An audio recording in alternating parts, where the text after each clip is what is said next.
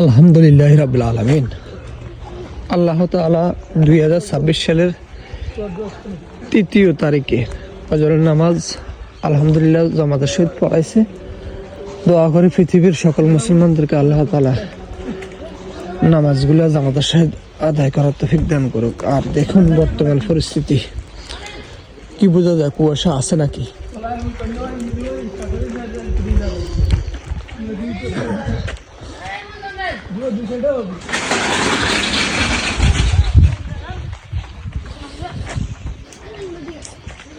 কুয়াশা দেখা যায় নাকি?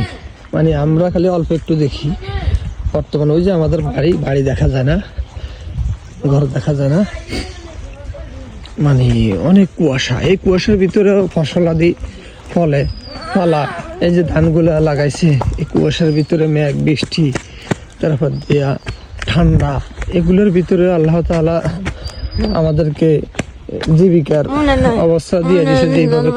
যেভাবে করতেছি এই জমিনটা আল্লাহ তাআলা দিয়ে দিয়েছে আমাদেরকে, যে আমরা এখানে বসবাস করতে পারবো। আর আমাদের খাদ্যের জন্য যত কিছু প্রয়োজন, পানি, মাটি, তারপর দিয়ে বাতাস, বৃষ্টি, সব কিছু দিয়ে দিছে। এখানে আমরা সব কিছুই পাবো। আল্লাহ তাআলা আমাদেরকে খাদ্যের ব্যবস্থা করে দিয়েছে, চলার ব্যবস্থা করে দিয়েছে, সব কিছু। পৃথিবীতে এমন কিছু নাই যে এই জিনিসটা আমার দরকার আছে আল্লাহ তাআলা দেয় নাই, এমন কিছু নাই। এমন কিছু কেউ বলতে পারবে না পৃথিবীতে।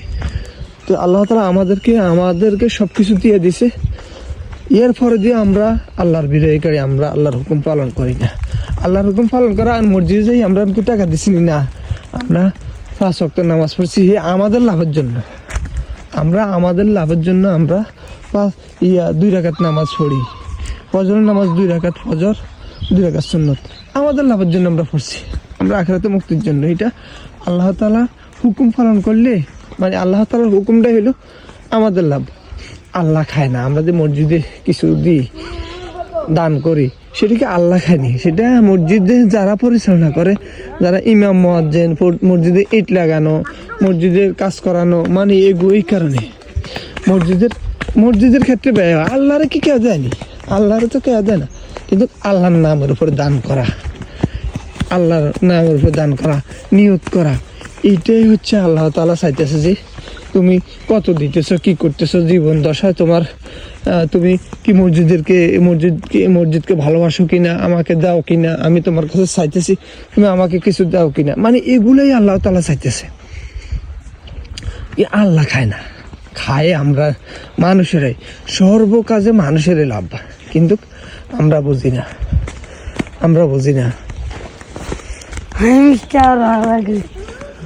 তো এই সবাই 5 ওয়াক্ত নামাজ কালাম পড়বেন, আল্লাহর হুকুম আদায় করবেন, আল্লাহ তাআলার হুকুম আদায় করবেন, 5 ওয়াক্ত নামাজ কালাম পড়বেন।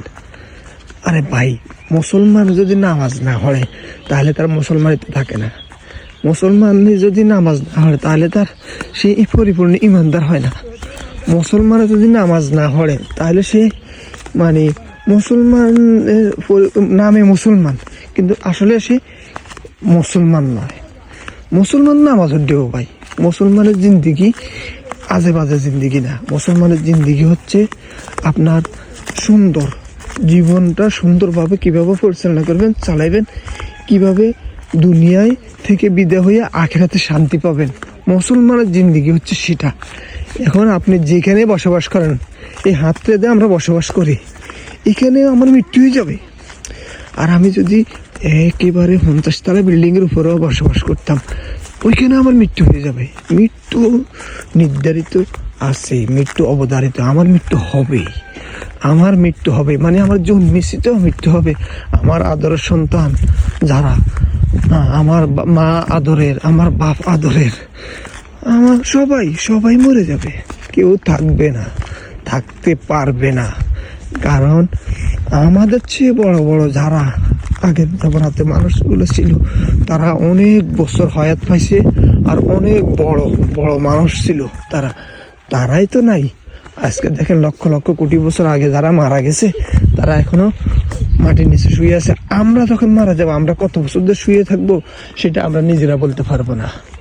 তো সবাই আল্লাহর হুকুম পালন করবেন, সবাই ভালো থাকবেন, সুস্থ থাকবেন। সবাই যার জায়গা থেকে আল্লাহর হুকুম পালন করবেন, যে যতটুকু পারেন। বাইরে অন্যের হকের আশা কেন করেন আপনারা? আপনারা সবাই অন্যেরটা খাওয়ার লাগে বইয়ে থাকেন।